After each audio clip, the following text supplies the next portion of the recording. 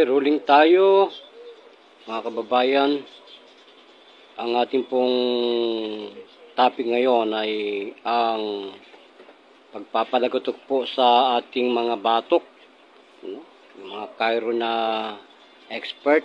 Minsan po ginagaya natin, nasasarapan tayo, ngunit sa likod po niyan ay may kaakibat na problema. Nakakamatay at mauwi po sa total cause of death. So, huwag po natin gagawin pa lagotokin po yan. Yung mga ginagawa ng mga barbershop, barbero, mga chiro.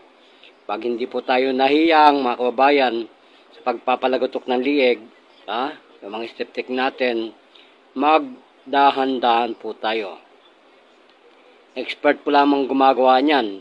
At kahit na expert po, kung hindi assassin yan, wala pong magagawa sa inyo pag kayo po ay nalagutan ng hininga.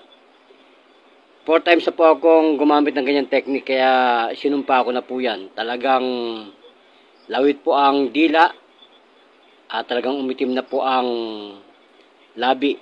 Kaya wag po niyong gagawin ang pagpapalagotok po ng batok at ng mga lieg. Yung carotid nerves, jugular nerves, delikado po yon. So, gracias Philippines, sa inyong lingkod, nagpapatrol, naglilingkod bayan po. Gracias.